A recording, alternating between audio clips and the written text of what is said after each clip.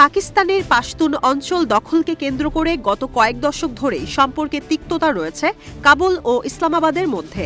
2021 সালে আফগানিস্তানের তালেবান সরকার ক্ষমতায় আসার পর সম্পর্ক কিছুটা মধুর হলেও সংকট নতুন করে মাথা চাড়া দিয়ে উঠেছে। আফগানিস্তানের তালেবান সরকারের সঙ্গে তুমুল সংঘর্ষে জড়িয়েছে পাকিস্তানের শেহবাজ সরকার। গত 25 ডিসেম্বর আফগানিস্তানের পৃথক 7টি জায়গায় বিমান হামলা করে পাকিস্তান। সশস্ত্র গোষ্ঠী তেহরিক-ই-তালিবান পাকিস্তান টিটিপির আস্তানায় হামলা করে এর ক্যাডারদের ধরতেই এই অভিযান বলে দাবি ইসলামাবাদের। যদিও এতে নারী ও শিশু সহ নিহত হয় 46 জন। পাকিস্তানের দক্ষিণাঞ্চলের ওয়াজিরিস্তানে টিটিপির 21 ডিসেম্বরের হামলার প্রতিবাদেই আফগানিস্তানে এ হামলা হয়েছে বলে দাবি করে ইসলামাবাদ। পাকিস্তানে থাকা তালিবান সমর্থিত তেহরিক-ই-তালিবান বিভিন্ন সময় দেশ জুড়ে সন্ত্রাসী হামলা চালায়। সেই সঙ্গে পাশতুন অঞ্চলকে নিজেদের দখলে নিতে চায় তারা, গঠন করতে চায় স্বাধীন রাষ্ট্র। আর সেই দাবিকে সমর্থন দিয়ে আসছে আফগানিস্তানের তালিবান সরকার টিটিএ। মূলত এর জের ধরেই সংঘর্ষ বাধে পাকিস্তান ও তালিবানের সঙ্গে। পাকিস্তান ও তালিবানের পাল্টাপাল্টি হামলায় এবার হুমকির মুখে পড়েছে প্রতিবেশী ভারতের নিরাপত্তা। এ নিয়ে খবর প্রকাশ করেছে খোদ ভারতীয় সংবাদ মাধ্যম ইন্ডিয়া.com। খবরে বলা হয়, পাকিস্তানের বেলুচিস্তানের বালুচ বিদ্রোহীরা তালেবানকে সমর্থন করে। 2024 সালে দেশটির নিরাপত্তা বাহিনী ও চীনা নাগরিকদের ওপর হামলা করে তারা।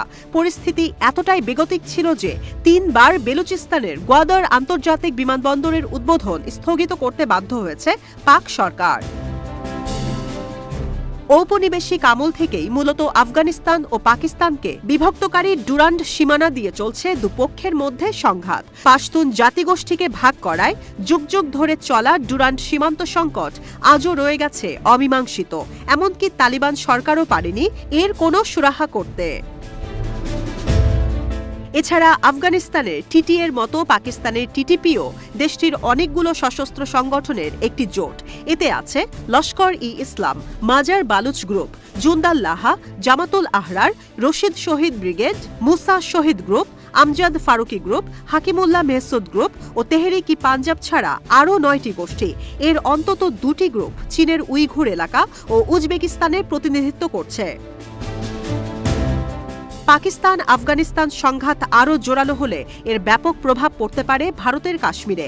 এখানকার বিদ্রোহীরাও নতুন করে মাথাচাড়া দিয়ে উঠতে পারে বলে শঙ্কা নয়াদিল্লির।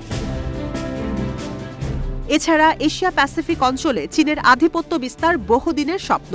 সেই লক্ষ্যে আফগান ভূমি থেকে মার্কিন সেনারা চলে যাওয়ার পরই সেখানে বিপুল পরিমাণ অস্ত্র পাঠানোর পরিকল্পনা করছে চীন। এরই মধ্যে 2 বছরে তালিবানকে 5th জেনারেশনের 40টি J-35 যুদ্ধযান পাঠানোর কথা জানিয়েছে বেইজিং। এছাড়া ভারতের জন্য চীনের ড্রাগন আর্মি তো রয়েছেই, যার আতঙ্কে দিশেহারা নয়াদিল্লি।